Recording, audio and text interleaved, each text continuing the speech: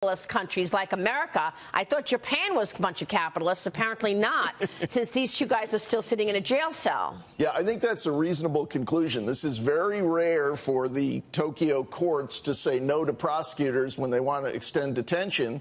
And I think it's reasonable to think that Tokyo is looking at this reaction from around the world. A lot of people in countries like ours saying, wow, they don't really have the due process that we think of. He's been detained now for about a month, and he's still not free, because even when this court says to prosecutors, you can't detain him further without trial, he still remains in custody while they appeal the decision. Yeah. Another odd thing Americans are not used to. So I think it's really disturbing, and for Mr. Kelly, Mr. Ghosn's colleague as well, who's got the medical condition, American citizen, needs a surgery on his back to prevent permanent problems from spinal stenosis.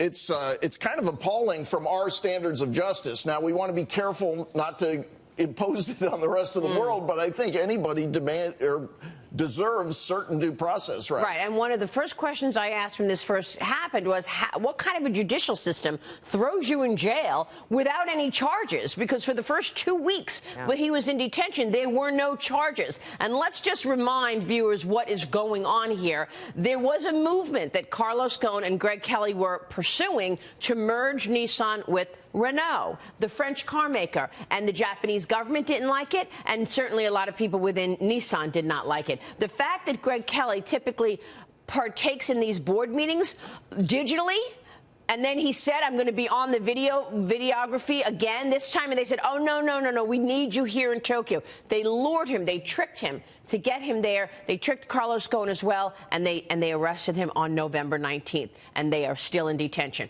By the way, neither can speak to their family, and neither can even speak to their lawyers at any time. It's just extraordinary. It's outrageous. And I think people don't understand it, and they're surprised that this is Japan. I mean, it seems like something that might happen in China. But based on That's the right. Wall Street Journal's reporting, there was an uprising going on within Nissan against Carlos Ghosn, and he didn't see it. Again, when the investigation was announced by the CEO of Nissan, there were cheers, according to the Wall Street Journal's reporting. And it was described like a volcano ready to erupt within the company. So it doesn't go to the issue of rule of law and due process. However, it does go to the issue of a CEO that was wildly disconnected from what was going on in the company. Yeah, but I reported it also, actually, on day one, in terms of this unease about Carlos Ghosn's plans, and I questioned it right away. Well, he is charged, to be clear, with underreporting his income. We don't know whether that's true or not. We do know that the CEO of the company was not a fan and was working with the government that led to this situation. It's pretty hard to underreport your income by